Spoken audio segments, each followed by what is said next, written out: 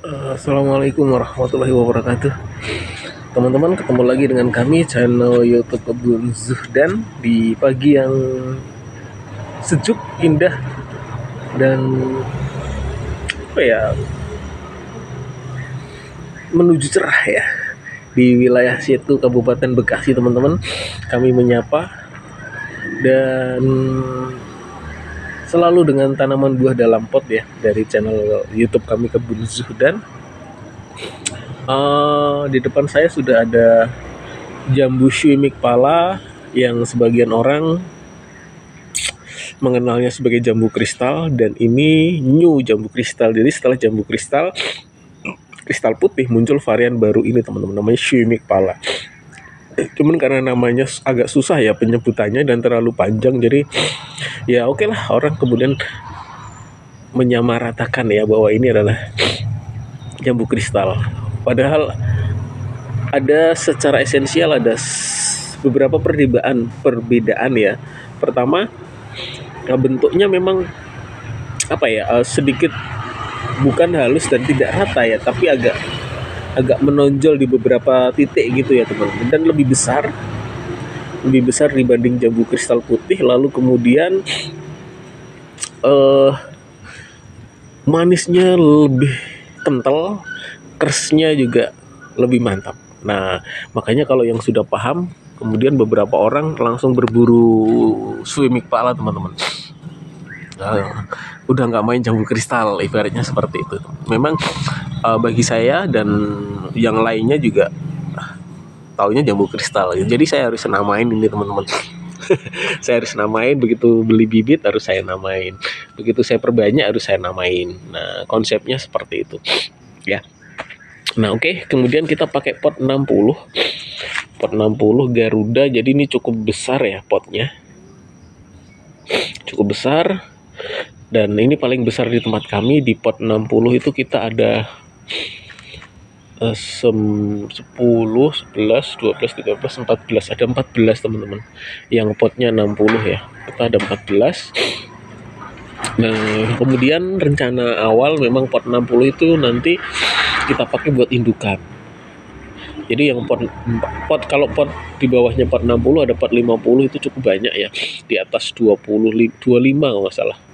Nah, itu yang kemungkinan kita lepas. Tapi ya semua tergantung situasional ya. Misalkan cocok harganya ya kita lepas pot 60. Adapun juga pot 50 juga ada yang masih nanti akan kita setting sebagai calon indukan atau maskot.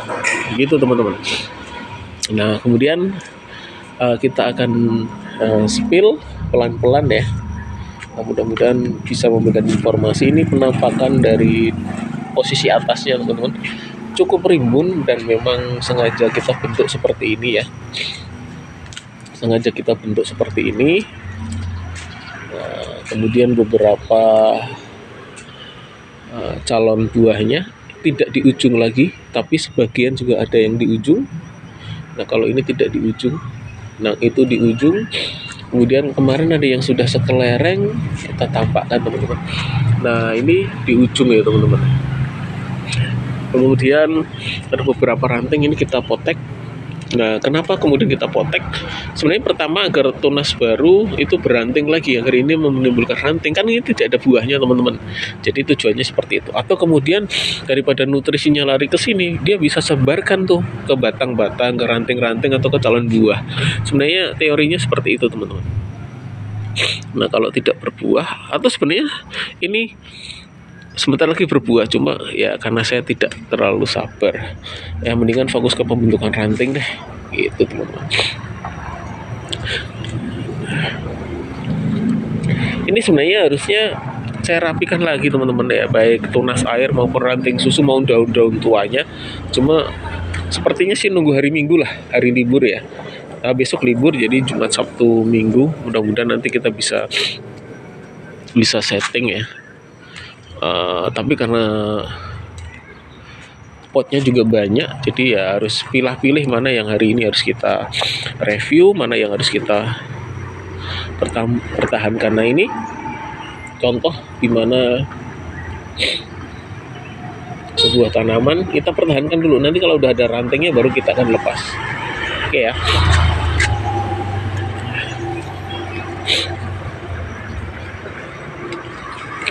Oke.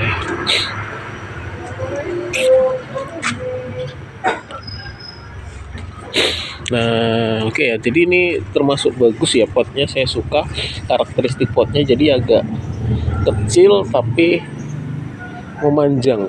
Jadi tidak melebar. Saya suka pot seperti itu teman. Dibanding yang pot yang terlalu lebar seperti ini, saya lebih suka pot yang seperti ini sih. Nanti ke depan mungkin akan kita perbanyak. Kalau laku, maksudnya kalau tanaman kita sebagian laku. Jadi sementara sih kita besar dulu, kita tidak akan perbanyak bibit dulu ya teman-teman. Paling yang kecil-kecil nanti kita perbanyak, perbesar.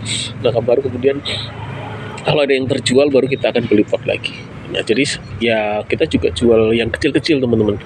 Kita jual yang kecil-kecil, kita juga jual yang di pot 50 maupun 60 gitu ya. Nah dari video ini teman-teman bisalah mengambil sebuah penilaian, kesimpulan tentang jambu shimmick pala ya. Ini buah keempat ya kalau nggak salah ya. Dan kemudian sudah kita cangkok, cuman saat ini kita belum cangkok lagi ya. Jadi mungkin nanti kita lihat lagi ranting-ranting daripada kita buang, kita akan cangkok. Paling ranting yang terlalu keluar atau terlalu ke dalam nanti kita akan cangkok. Oke, demikian teman-teman semuanya mengenai tabu lampot jambu shimmick pala.